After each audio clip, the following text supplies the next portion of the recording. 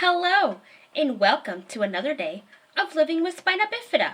Today I am going to be talking about sex. This is quite the grown-up topic. So if you are not ready for quite the adult conversation, this video might not be for you.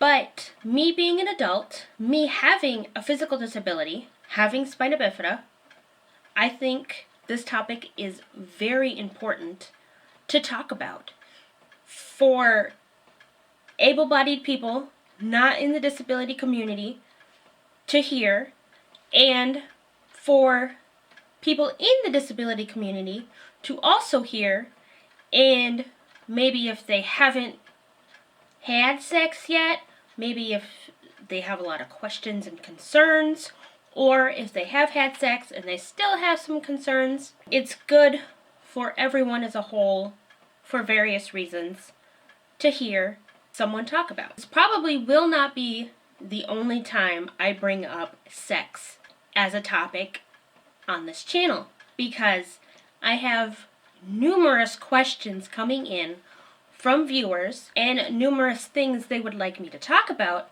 related to sex. So today we are just going to get down to the basics, get down to the nitty-gritty of sex. Now, sex is the basic, straightforward way that we as humans procreate.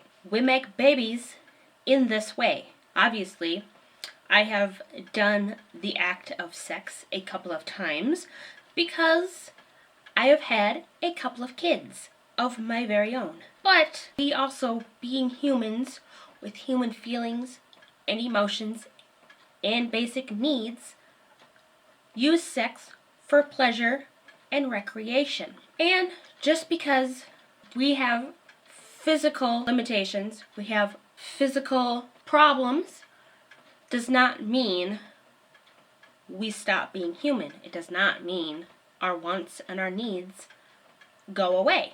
So I will answer a question that people in the disability community get quite often. I myself have really not heard this question. Maybe it's because I walk most of the time, so people don't think to ask me this, but it does get asked. How do you, as a disabled person, have sex? The straightforward answer, I think, should be just like everyone else. Yes, there are different ways that you might need to go about having sex, because some people have no feeling below their waist, and some people cannot move certain extremities. So you have to look at sex in a different way. It doesn't have to be just good old-fashioned penetration. It can be more physical than that. Just find an area of your body that feels good to the touch and start from there. Just like most things in life, it's all about communication. So how do people with disabilities have sex? In the way that they need, and probably really greatly. Because if you find the right moves, you find the right place, no matter what you're doing, it can be pretty fantastic. And the other question that gets asked quite often, I have heard, that is quite similar to how do you have sex, is can you have sex? And that straightforward answer is yes. Like I said, sex does not have to be just bumping and grinding and good old-fashioned penetration. Sex can be much more than that. It can be very intimate. It can be euphoric experience. It could be another worldly experience. But you have to communicate with the person you are with and find what works best for you as a couple. Explore each other's bodies. Explore your own body. Figure out what works and what doesn't work. So, just like almost everything in our lives as people with disabilities, sex is just something that we might have to accommodate to. Just because some people with disabilities can't just hop right into it and put themselves right into the position that they need does not mean that sex is an impossible thing. If you are single, it might seem impossible because you are afraid of what people might think and how you're going to go about this unknown situation. I personally started exploring sexuality when I was in 6th or 7th grade. And my first sexual experience was with a woman. And it was just a basic exploring each other, seeing what was good, and seeing what we wanted in our life in that area. And then after that, I did have a boyfriend in 7th grade. It was one of those on again, off again kind of things. We were always friends, but sometimes we dated, sometimes we didn't. We never had sex, but we definitely explored options and whatnot. And as time went on, I had other boyfriends, and we did the same thing. No sex, but plenty of exploring and seeing what felt right and what was good. It wasn't until I was 18 years old that I actually lost my virginity. It wasn't with anyone I was with. It wasn't anyone I was really that interested in. It was just something that happened. He was there, I was there, and it was just a thing.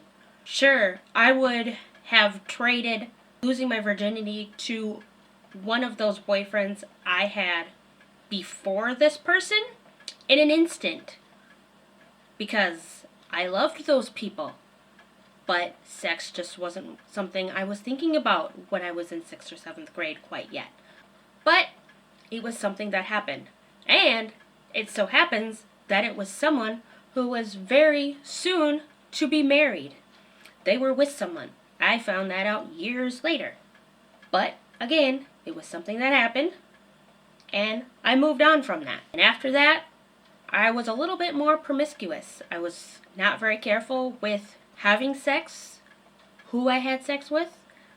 It was just a couple of years of figuring things out. I had a boyfriend a little bit in between those situations, and we did have sex. Then I was 19, so I had a lot of different situations happening in the span of a year. But then I found my now husband at 19 years old. We met on the internet, and the first time we met in person, we had our first kiss, and the second time he came to visit me, we did have sex. That's pretty much my history of sex, between finding my sexuality to getting married and now sharing the rest of my life with this one person. And I share that with you because between all of those people, my disability was never really a thought to them. Sure, I walked, but not very well. I did have my limitations. There were difficulties and hiccups when we had sexual encounters, but it was nothing to stop and fret about. It was just a hurdle to get over, and we figured out what we needed to do to make things work. And that is why I share some of my sexual history with you, because it is not impossible for people with disabilities to have sex, to have a relationship, to have children. We are normal people. We just don't go about things as normally as other people. So as someone with a disability, I am talking to the people without disabilities. If you are starting to get emotionally involved with someone who is disabled, fear is not going to help. Questions are the best way to go about things. If you have a question, the person you are with should not be offended if you are generally curious about how something works with them, because you don't know until you ask. So communication is the best thing anyone can have. You are able-bodied. Like I said, do not be afraid of the unknown. Do not be afraid of physical limitations, because you could be passing up someone amazing just because they go about their daily lives differently than you do. And to the people who have disabilities, again, do not be afraid to put yourself out there. Sure, if you're dating online, if you have a dating profile, I personally would put it out there that you are disabled. Just get it out in the open right away, because I have experience with dating profiles and trying to find people online, and some people are not going to be okay with it, and those are not the people that you want in your lives anyway. If they can't handle it, why even try? Because trying to impress everyone is going to get you not very far in life. So just put yourself out there, just get all the truths out in the open, and the right person will definitely come to you when it needs to. I know this from experience. I can't speak for everyone, but I'm coming up on my 10-year wedding anniversary to an able-bodied man. And we met online. And I was open and honest right away. And he asked all the questions that he felt he needed to ask, and he did his own research on spina bifida. And it went from there.